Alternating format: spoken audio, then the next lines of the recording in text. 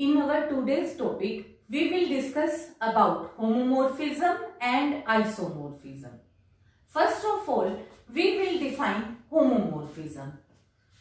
In homomorphism, G be a group under some composition and G dash be some another group under some another composition. Means ऐसा हो सकता है कि एक group की composition plus हो, दूसरे की कंपोजिशन मल्टीप्लिकेशन हो. Be two groups, then a mapping F is to G approaches to G dash is called homomorphism if F function of A composition B is equal to function of A composition function of B for all A B belongs to group. तो यहाँ पे अपने पास क्या है कि इधर composition अलग है और यहाँ पे कंपोजिशन अलग डिफाइन हो सकती है. अगर कोई भी फंक्शन ग्रुप ये प्रॉपर्टी सेटिस्फाई करता है तो वो हमारे पास होमोमॉर्फिज्म कहलाएगा. और इसी चीज को हम ये भी कहते हैं ना कि ए की इमेज एफ के अंदर, ठीक है. तो जैसे आप फंक्शन लेते हैं तो यहाँ पे आप कहते हैं एक्स, यहाँ कहते हैं वाई कि ए बी सी पुट किया एफ के अंदर हमने एक ग्रुप के अंदर, तो आंसर उसके करस्पॉन्ड एफ ऑफ ए की वैल्यू क्या आई y1 y2 y3, ठीक है. इस तरीके से हम जो डिफाइन करते हैं ये एक तरीके से वो रिप्रेजेंटेशन यहाँ पे है. अब है यहाँ पे एपिमॉर्फिज्म. एपिमॉर्फिज्म क्या होता है कि जो भी अगर कोई होमोमॉर्फिज्म है वो अगर ऑन टू भी होगा तो वो हमारे पास एपिमॉर्फिज्म होगा. अगर कोई भी होमोमॉर्फिज्म वन की प्रॉपर्टी को सेटिस्फाई करता है तो वो आइसोमॉर्फिज्म होगा. एंडोमॉर्फिज्म तब होगा अगर यहाँ पे हमने दो ग्रुप लिए थे G से G डैश के बीच में हमारे पास मैपिंग थी. अब यहाँ पे मैपिंग G से G के बीच में ही है तो उस केस में ये होमोमॉर्फिज्म एंडोमॉर्फिज्म कहलाएगा. अगर कोई होमोमॉर्फिज्म G से G के बीच में है तो वो एंडोमॉर्फिज्म हो जाएगी. ऑटोमॉर्फिज्म कब होगा? जब G से G के बीच में, यानी कि ये दोनों ग्रुप सेम ही हैं और वन एंड ऑन टू की कंडीशन सेटिस्फाई होगी तो वो ऑटोमॉर्फिज्म कहलाएगा. आइसोमॉर्फिक ग्रुप बनने के लिए हमारे पास कंडीशन क्या है कि एक होमोमॉर्फिज्म है इस तरीके से कि मैपिंग जो है वो G से G डैश के बीच में है तो ये फंक्शन वन भी होना चाहिए और ऑन टू भी, तो वो आइसोमॉर्फिक ग्रुप बन जाएगा. और आइसोमॉर्फिज्म को हम यहाँ पे रिप्रेजेंट करेंगे G is isomorphic to G dash. तो यहाँ अपने पास फिर इसके बाद नेक्स्ट है अपने पास kernel of homomorphism. Kernel of homomorphism को हम KER से भी रिप्रेजेंट कर सकते हैं शॉर्ट फॉर्म में. अब ये है क्या? देखो यहाँ पे भी होमोमॉर्फिज्म है तो होमोमॉर्फिज्म G से G डैश के बीच होता है. टू ग्रुप्स हमने लिए सच दैट फंक्शन मैपिंग किसके बीच में है? G से G डैश B. होमोमॉर्फिज्म है तो कर्नल कैसे डिफाइन होगा? Kernel F will be equal to कि कोई भी वैल्यू x जो G के अंदर बिलोंग करती है, तो कोई भी वैल्यू अगर हम फंक्शन के अंदर सब्स्टिट्यूट करें तो आंसर केवल और केवल identity element of G dash group आए तो ऐसा फंक्शन हमारे पास कर्नल ऑफ F कहलाता है. क्या मतलब हुआ कि G के अंदर कोई भी एलिमेंट हो सकता है x y z, कोई जरूरी नहीं है कि इसके अंदर का केवल हमें आइडेंटिटी एलिमेंट ही लेना है. डेफिनेशन के अकॉर्डिंग हमारे पास ये रिजल्ट है कि x कोई भी एलिमेंट है जो हमने ग्रुप में सब्स्टिट्यूट किया, ग्रुप का कोई भी एलिमेंट है जो कि फंक्शन में सब्स्टिट्यूट किया, जिसके करस्पॉन्ड हमें आइडेंटिटी एलिमेंट मिले G डैश ग्रुप वाली, तो वो हमारे पास ऐसा फंक्शन कर्नल ऑफ F होगा. तो इसके बाद अपने पास है इफ F भी होमोमॉर्फिज्म, तो हम ये तीन प्रॉपर्टीज मान के चलेंगे. अब यहाँ क्या है कि E तो है ग्रुप की आइडेंटिटी G ग्रुप की और E डैश है G डैश ग्रुप की आइडेंटिटी. तो F के अंदर जब हम E सब्स्टिट्यूट करेंगे तो answer equal to E dash आएगा. मतलब यहाँ पे G की आइडेंटिटी सब्स्टिट्यूट करी, आंसर G डैश की आइडेंटिटी में आएगा.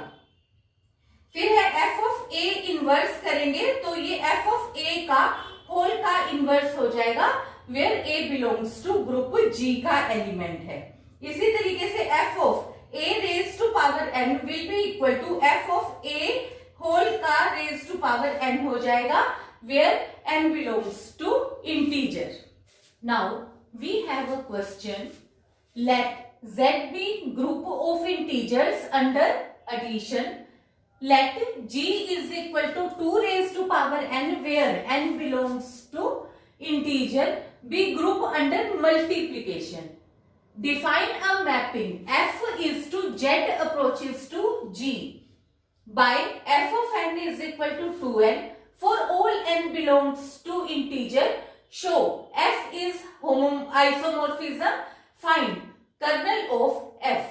तो अब देखो इसमें हमारे पास क्या चीज है, यानी कि मैपिंग दी हुई है G से G डैश के बीच में, यानी Z से G, यानी दोनों डिफरेंट हैं, और Z का कंपोजिशन एडिशन है, G का कंपोजिशन अंडर मल्टीप्लिकेशन है, और कंपोजिशन इस तरीके से दी है कि F के अंदर जब हम इंटीजर नंबर n सब्स्टिट्यूट करें तो G में आंसर आए, यानी कि 2 raise to power n type का आंसर आए। अब हमारे को क्योंकि ये आइसोमोर्फिज्म प्रूव करना है, तो आइसोमोर्फिज्म के लिए हमें पता है कि सबसे पहले हमें होमोमोर्फिज्म और फिर इसको 1-1 प्रूव करना होगा। तो सबसे पहले हमने होमोमोर्फिज्म के लिए रिजल्ट किया, तो जो ये मैपिंग डिफाइंड दी हुई है हमें, तो हमने इसी को दोबारा से लिख लिया और इसके अंदर हमने दो एलिमेंट्स n1 और n2 बिलोंग्स करते हुए दिखाए इंटीजर में, और इस तरीके से मैपिंग हो गई। fn1 के करस्पॉन्ड आंसर कितना आएगा 2 raise to power n, n2 के करस्पॉन्ड आंसर कितना आएगा 2 रेज टू पावर n2। फिर होमोमोर्फिज्म के लिए हम क्या लेते हैं, f of n1 composition n2 is equal to, तो जो भी फंक्शन डिफाइन है, फंक्शन डिफाइन हुआ 2 raise to power n1 plus n2, फिर हमने इनको ब्रेक कर दिया तो ये हो गया 2n1 इंटू 2n2। अब देखो इंटीजर्स में हमें कौन सी कंपोजिशन डिफाइन थी, प्लस, और आंसर में कौन सी डिफाइन थी, जी में मल्टीप्लिकेशन, तो यहाँ पे प्लस और यहाँ पे हमारे पास मल्टीप्लिकेशन। ये इस तरीके से कंपोजिशन बिल्कुल वेल डिफाइंड आ गई, और यही हमें प्रूव करना था फॉर होमोमोर्फिज्म। तो फर्स्ट रिजल्ट हमने होमोमोर्फिज्म प्रूव कर दिया। अब हम प्रूव करेंगे कि जो ये हमारी मैपिंग है डिफाइंड, तो ये 1-1 है। 1-1 का मतलब क्या होता है कि एक वैल्यू के करस्पॉन्ड सिर्फ एक ही आंसर आ सकता है। अगर दो आंसर सेम हैं तो इसका मतलब है कि उनके बीच जो सब्स्टिट्यूट करी गई वैल्यू है वो भी सेम है। तो हमने अब यहाँ पे क्या किया, हमने कहा कि n1 और n2 दो कोई डिफरेंट वैल्यूज है जो इंटीजर में हमने दो वैल्यूज ली from group Z such that कि उनके करस्पॉन्ड आंसर सेम है, f of n1 is equal to f of n2। तो अब हम ये प्रूव करेंगे कि यानी कि ये दोनों सेम है। तो यहाँ से f ऑफ n1 किसके इक्वल होता है 2 raise to power n1 equal to 2 raise to power n2, base same है वो हमने कैंसिल करे, तो रिजल्ट क्या आया n1 is equal to n2, यानी कि ये आंसर केवल तभी सेम हो सकते हैं अगर ये वैल्यू ही हमने सेम पुट करी है, अदरवाइज डिफरेंट वैल्यू के लिए आंसर सेम नहीं हो सकता। तो ये फंक्शन हमने होमोमोर्फिज्म प्रूव कर दिया, 1-1 प्रूव कर दिया, तो इससे हमारे पास आइसोमोर्फिज्म हो गया। तो यहां तक का क्वेश्चन हमारा कंप्लीट हो जाता है। इसके बाद हमारे पास है find kernel of F. Kernel of F में हमने जैसे डेफिनेशन करी कि हम वैल्यू तो सब्स्टिट्यूट करेंगे जेड की और आंसर आएगा जी के अंदर, तो यहाँ पे आइडेंटिटी एलिमेंट ऑफ जी लेना है। तो यहाँ पे n बिलोंग्स टू इंटीजर, तो यहाँ पे वैल्यू हमारे पास कितनी है fn इज इक्वल टू 1। तो क्योंकि आइडेंटिटी एलिमेंट किसका लेकर चल रहा है, अपने को 2 रेज टू पावर n का लेकर चलना है। कंपोजिशन कौन सी डिफाइंड है, मल्टीप्लिकेशन। मल्टीप्लिकेशन में तुम्हारे को पता है कि 2 रेज टू पावर n के अंदर मैं कौन सी वैल्यू मल्टीप्लाई करूं कि रिजल्ट एज इट इज रहे, तो तुम्हें पता है कि मल्टीप्लिकेटिव आइडेंटिटी तो 1 होती है। तो अब मेरे को चाहिए 1 को मैं कैसे लिख सकती हूँ, पर मुझे रिप्रेजेंट करना है 2 रेज टू पावर n की शेप में, तो यानी कि मैं 1 को लिख सकती हूँ 2 रेज टू पावर 0, और ये क्या हो गया आइडेंटिटी ऑफ g हो गया। तो यानी कि अब मेरे पास जो है n बिलोंग्स टू z, तो जब मैं n सब्स्टिट्यूट करूं तो क्या आना चाहिए, आइडेंटिटी ऑफ g आना चाहिए। आइडेंटिटी ऑफ g मैंने लिया हुआ है कि भी 1 है, तो यानी कि पर f ऑफ n पुट करती तो 2n आता है। 2n इक्वल टू 1 कब बना, 2 रेज टू पावर 0 के लिए, यानी कि n की वैल्यू मेरे पास क्या होनी चाहिए, n should be equal to 0। तो यानी कि जो मेरा सेट है वो कौन सा आया, इज इक्वल टू 0। तो कर्नल ऑफ f कितना आया मेरे पास, 0। अब फिर से आ जाओ, ये अपना क्वेश्चन यहाँ पे कंप्लीट हो जाता है, find kernel of f।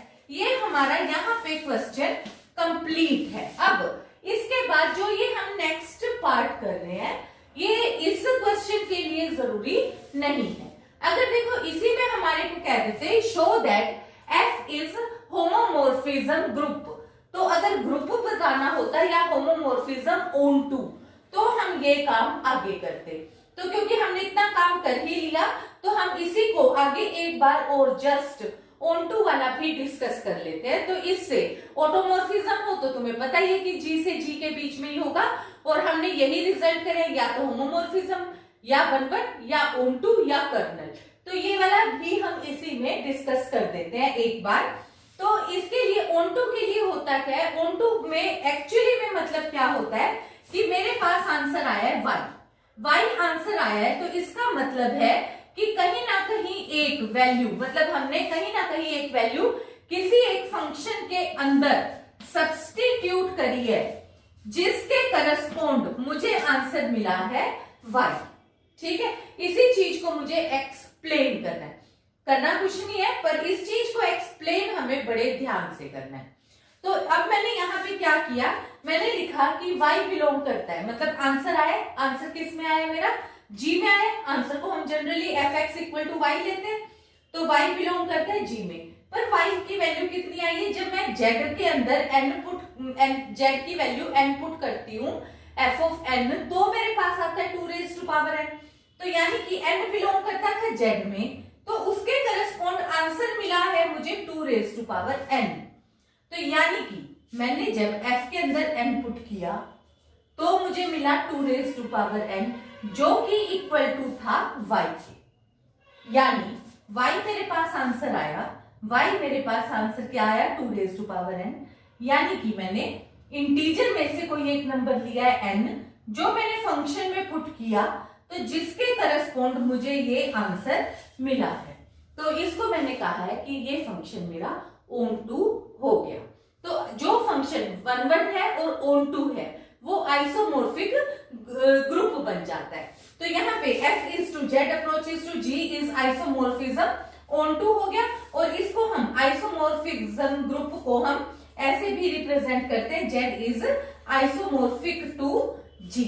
Again we have to prove that every cyclic group of order n is isomorphic to the group of nth root of unity under multiplication।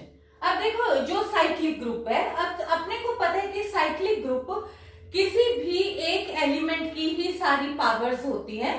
Means कि अगर cyclic कोई भी group cyclic है तो जो भी कोई element है वो किसी एक नंबर से एक ही पावर की शेप में होगा। और इसी तरीके से nth रूट ऑफ यूनिटी को हम कैसे डिफाइन करते हैं, देखो zn इज इक्वल टू, अगर 1 दे रखा हो हमें nth रूट ऑफ यूनिटी, तो हम इसको क्या लिखते हैं, implies that z is equal to 1 raise to power 1 over n, और इसको फिर हम लिखेंगे z is equal to 6 raise to power 1 over n, और इसको लिखेंगे फिर 6 2k पाई, और फिर उसके बाद जो ये n है फिर यहाँ पे आ जाता है, और इसको लिखते हैं ei 2k पाई ओवर n। ठीक है, इस तरीके से हम इसे रिप्रेजेंट करते हैं। ये हमने अपनी लोअर क्लासेस में किया हुआ है। तो इसी तरीके से फिर हमने अब यहाँ पे क्या ले लिया है कि g, क्योंकि साइक्लिक ग्रुप, और दूसरा क्या चीज दिया है, under multiplication nth root of unity. nth root of unity हमने देखो यहाँ पे मेंशन कर दिया, g is equal to 2k pi iota over n, और आगे कंडीशन भी क्या होती है कि जो ये k की वैल्यू होती है वो कहां से कहां तक होती है, 0 1 2 अप टू n-1 तक की वैल्यूज हम लेकर चलते हैं। तो जीरो रनिंग फ्रॉम मतलब k running from 0 to n-1 be a group of nth root of unity. अब इसी तरीके से फिर हमने g डैश एक साइक्लिक ग्रुप किया, तो यानी कि वो a का किसी एक एलिमेंट का जनरेटर है, तो यानी कि सारी की सारी वैल्यूज a की कोई ना कोई पावर है, तो हमने ये एक साइक्लिक ग्रुप भी डिफाइन कर दिया जिसको हमने रिप्रेजेंट किया है g डैश से। अब हमें ये शो करना है कि फिर हमने एक मैपिंग डिफाइन करी phi is to g approaches to g dash such that कि फंक्शन के अंदर तो हमने सब्स्टिट्यूट किया nth रूट ऑफ यूनिटी और आंसर आना चाहिए साइक्लिक ग्रुप, और where k running from 0 to n-1। तो इसके लिए अब हमारे को जब ये शो करना है रिजल्ट, हमें प्रूव करना है आइसोमॉर्फिक टू द ग्रुप। इसका मतलब है हमें पहले होमोमॉर्फिज्म प्रूव करना पड़ेगा, फिर इसके बाद 1 1 एंड ऑन 2। तो सबसे पहले हम इसे होमोमॉर्फिज्म प्रूव कर रहे हैं। होमोमॉर्फिज्म के लिए अब मैंने यहां से इसके nth रूट ऑफ यूनिटी की दो वैल्यूज ले ली, जी ग्रुप की कोई भी दो वैल्यूज थी, तो मैंने एक वैल्यू को कंसीडर किया 2k1 पाई ओएटा ओवर n, दूसरी हो गई 2k2 पाई ओएटा ओवर n, और k1 और k2 दोनों ही वैल्यूज n से छोटी हैं।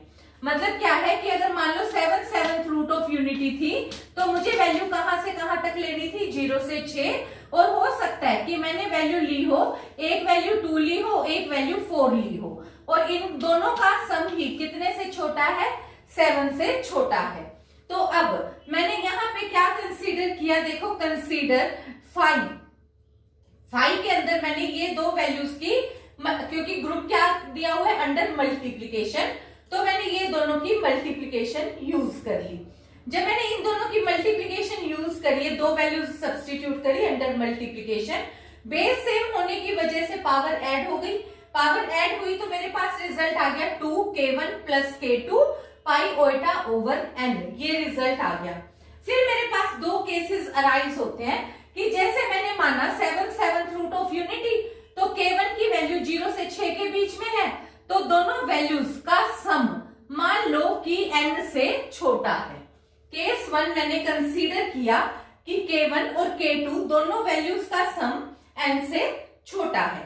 अगर दोनों का सम n से छोटा है तो उस केस में मैंने अब इस वैल्यू को, मैं कुछ भी नहीं कर सकती, तो मैंने क्या किया, इसमें जैसे मैंने फंक्शन डिफाइन किया है कि जब मैंने फंक्शन डिफाइन किया तो phi e raise to power 2k pi iota n के correspond cyclic group a raise to power k show किए, तो इसके करस्पोंड देखो 2 pi iota over n, result क्या आ गया a raise to power k1 plus k2, और यहां से फिर क्योंकि मेरे पास प्लस है, मैंने इन दो को में ब्रेक कर दिया बेस को, a इंटू a में, और एक पे पावर k1 एक पे पावर k2। अब जो ये a k1 है ऑब्वियसली वो किसके इक्वल हो गया, वो मेरे पास हो गया 5 e raise to power 2 k1 pi iota over n। Similarly a k2 हो गया 5 e raise to power 2 k2 pi iota over n। अब देखो सेकंड केस में अब ये हो सकता है कि मैंने एक वैल्यू ली हो 4, एक वैल्यू ली हो 5, और इनका सम कितना हो गया, सम विल बी ग्रेटर देन 7 आ गया, ठीक है, 9 आया ना 4 प्लस 5। तो दूसरे केस में वैल्यू हो सकती है कि k1 प्लस k2 की वैल्यू कुछ इस तरीके से हो कि वो वैल्यूज n से एक्सीड कर गई हो। अगर वो n से एक्सीड कर गई हो तो हमें पता है कि जो वैल्यूज है, क्योंकि suppose cube root of unity लेते हैं तो ओमेगा 3, ओमेगा 5, ओमेगा 9 घूम फिर के वैल्यूज आ जाती है 1 ओमेगा स्क्वायर में से ही।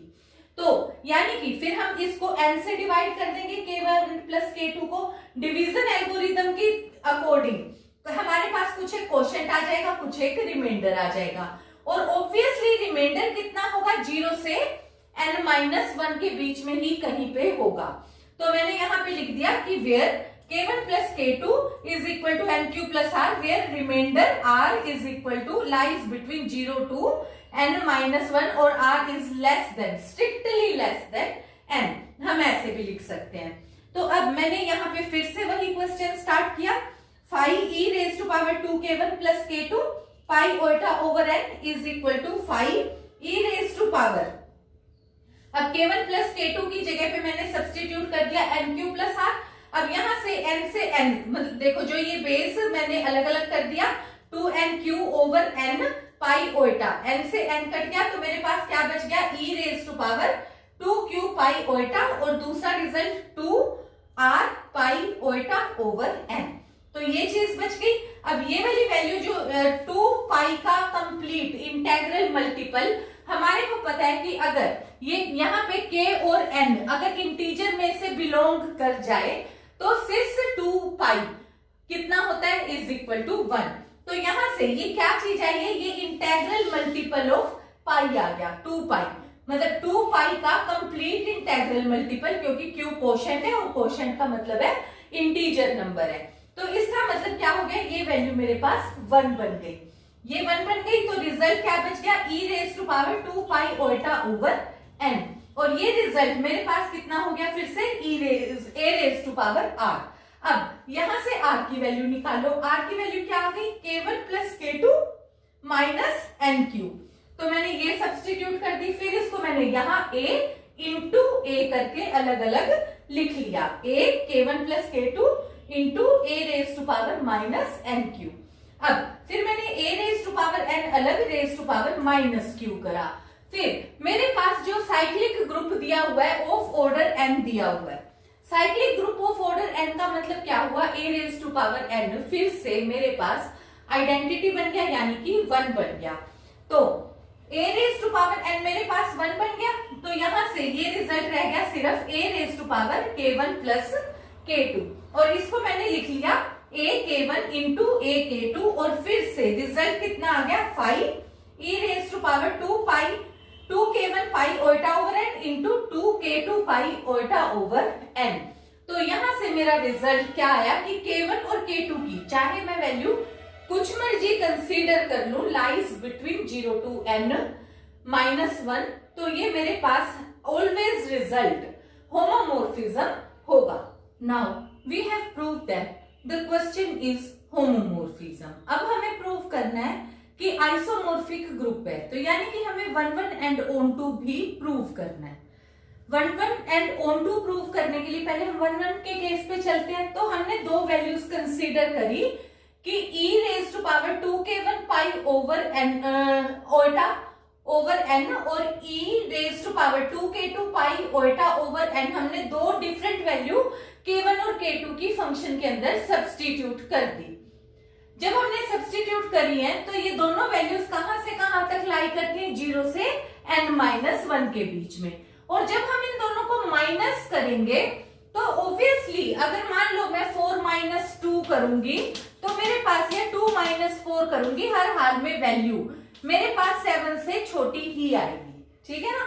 तो अब यहां से मेरे पास अब रिजल्ट क्या आ गया, तो इसका मतलब ये वाली वैल्यू मेरे पास, अगर मान लो ये दो वैल्यूज सेम है, मैंने कहा कि दो डिफरेंट वैल्यूज k1 और k2 के लिए मेरा फंक्शन सेम वैल्यू दे रहा है, तो इसका मतलब है a k1 equal to a k2, base same है तो इसका मतलब हो गया k1 is equal to k2, और इसका मतलब हो गया कि a k1 minus k2 is equal to identity, पर a का ऑर्डर तो n है, तो यानी कि k1 और k2 क्या चीज होनी चाहिए, n या n से बड़ा होना चाहिए, पर ये तो पॉसिबल नहीं है, k1 माइनस k2 n से छोटा है।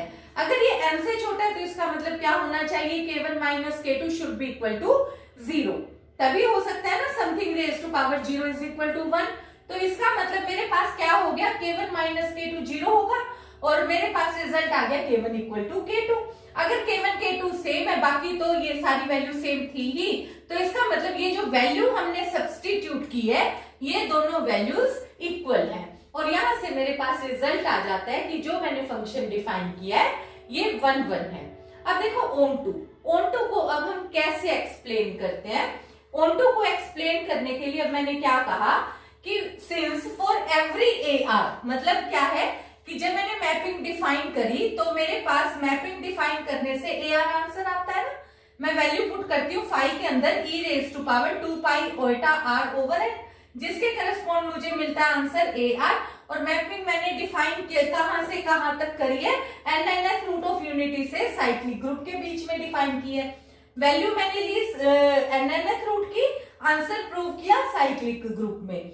तो मैंने कहा कि साइक्लिक ग्रुप का एक यानी कि जनरेटर ऑफ ए कोई वैल्यू आई है जो कि जी डैश में बिलोंग करती है, तो इसका मतलब है कि आर कोई एक वैल्यू है जो 0 से n के बीच -1 के बीच में लाई करती है, जिसके करस्पोंड एग्जिस्ट करती है, there exist e raise to power, मतलब एक nth root of unity exist करता है एक ग्रुप जी के अंदर, सच दैट जिसको कि मैं फंक्शन के अंदर पुट करती हूं, जिसके करस्पोंड मुझे आंसर मिला है ए आर।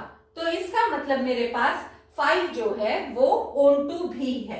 तो यहां से मेरे पास 5 क्या चीज हो गई, 1 1 भी हो गई, ऑन2 भी हो गई। होमोमॉर्फिज्म हमने पहले प्रूव कर दिया, तो इसका मतलब हो गया कि जो ये मेरे पास every cyclic group is isomorphic to group of an nth root of unity. So that is all for this lecture. Thank you.